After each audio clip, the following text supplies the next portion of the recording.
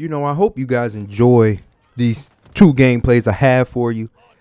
I'm actually on mouse and keyboard during these gameplays, so it may not look as sweaty, or it may not look like I know what I'm doing much, because honestly, I don't. I'm just, adjusting. But today's topic that I'm going to talk about is strictly the love-hate relationship that goes on with Call of Duty. Me as a COD head,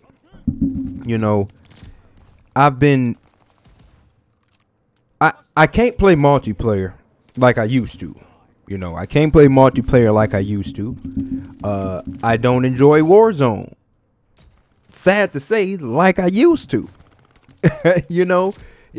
Verdansk was here, and all we did was complain about Verdansk, and then they come up with Caldera, which is worse, and now you're appreciating what you got and it's gone.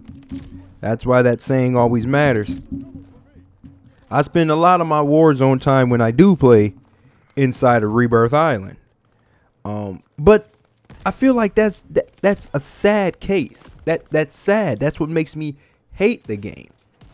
You see what I'm saying? Because like multiplayer, I tend to only play multiplayer when they have modes like the one currently out as the recording of this video: Shipment, DOS, Dome. Now they could remove DOS house. I'm sick of that map. I really am. I won't miss that map when that map is gone. But Shipment and Dome, it brings me to the game. It makes me enjoy the game, and well, with Warzone, Rebirth makes me enjoy the game just a smidge more. Now, that's where the hate comes in, because I hate Warzone. I hate Rebirth. I hate the people that play Warzone or Rebirth. I hate Caldera. I can't stand multiplayer. I hate multiplayer. But you ask yourself, or you ask me, well, if you hate these things, why do you do it? But what else am I supposed to play? What else army game am I supposed to play where the comfortability is high, the knowledge is high, the ability to get it is high, but the quality of the game itself tends to be low? Now, I can play lower quality, or I can play games that are, I guess, people would deem better. Like Rainbow Six. Like, that's a game people would say, well, that's a great game. That game has its own fan base.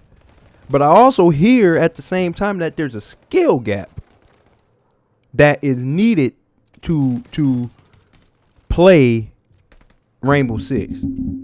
I hear Rainbow Six is not a game that you can just pick up and kind of get off rip. And then on top of that, the people that you can be kicked and removed from Rainbow Six lobbies for sucking so bad.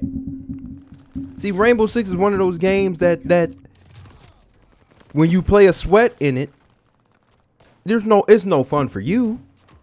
As a noob, it's no fun for you. But he gets all the fun. And then instead of you being able to learn and grasp it, it seems like they would just remove you from the game because you suck. So Rainbow Six, the last Rainbow Six I actually played and I remember is Rainbow Six Vegas 2. Everybody remember that? On the original Xbox? I remember playing that story mode and saying, oh my God, this is greatness. Because back in those days, Call of Duty didn't allow you to mount and get in the cover. But Rainbow Six did. Rainbow Six allowed you to get in cover. Lean, shoot. It was like groundbreaking to me at that age. Back in those days. But where does the love come from Call of Duty? Like, what causes me to say, well, I love Call of Duty? You don't. You won't get me to say I love Call of Duty. I guess the love for Call of Duty shows, or it's there because of the how shall I say? Because of the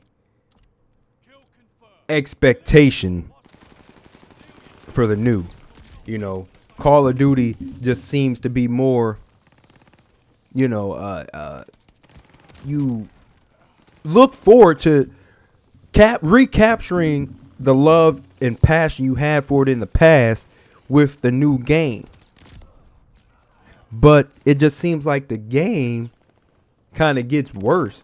Or does the game actually get worse?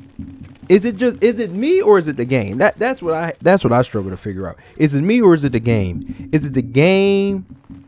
Is the game actually bad? Or is it the fact that I just suck and I'm not as good as I was when the game first came out? Or when I first started playing COD?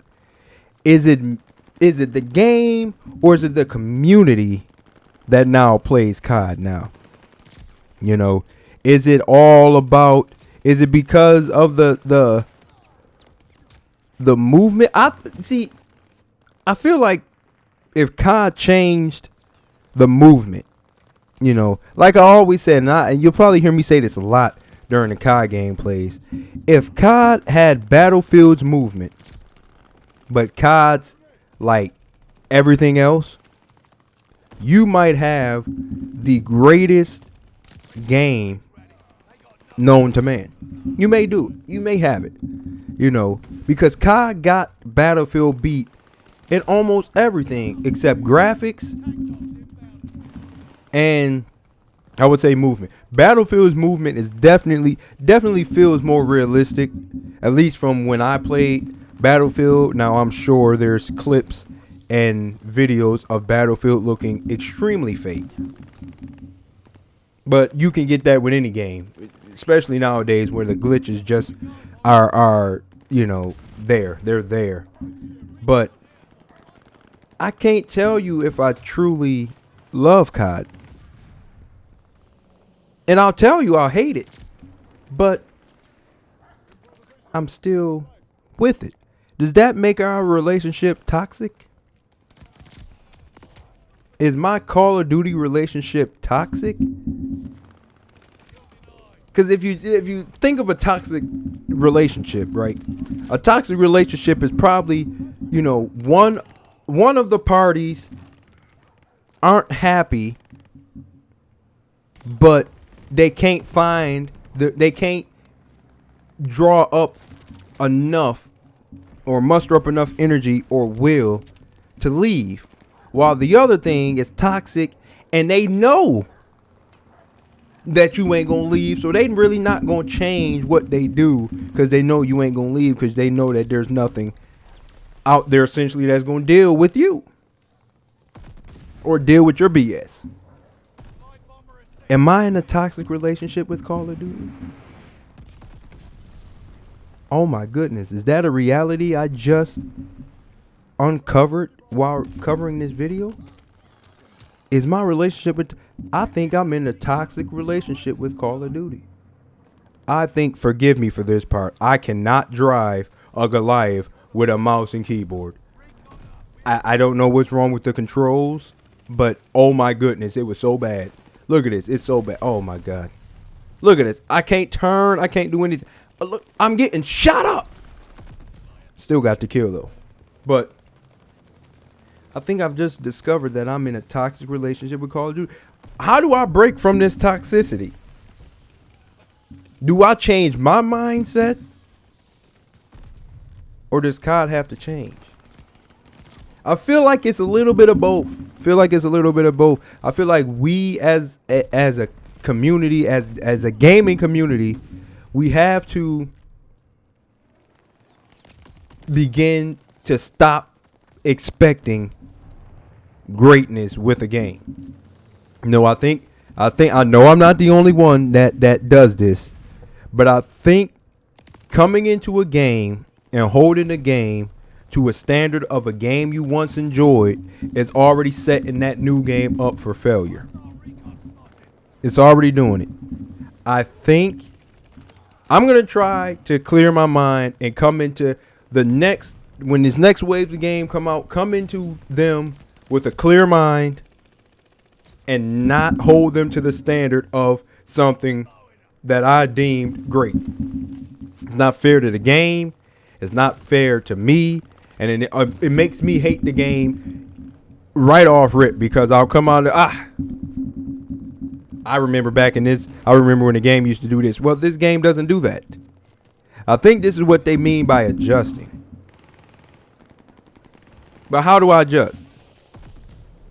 How do I adjust when the community plays Call of Duty the way that they play Call of Duty? Like this map. You know? I tried to give this map, you know, a different outlook.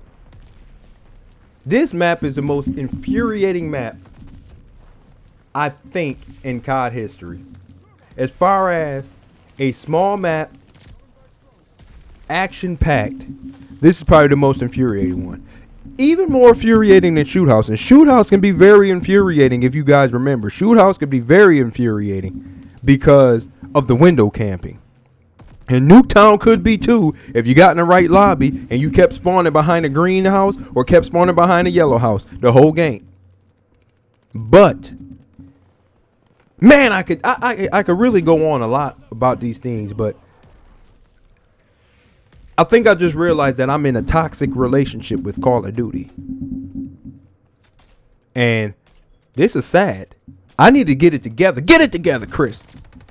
Understand that you got to lean and bend backwards a little bit, compromise a little bit, just like they do, just like the company do. You got to compromise. You got to compromise a little bit. You got to give the company a chance. That's what I got to tell myself every day. Compromise, Chris, compromise. But how long does it take before you realize you've compromised too much?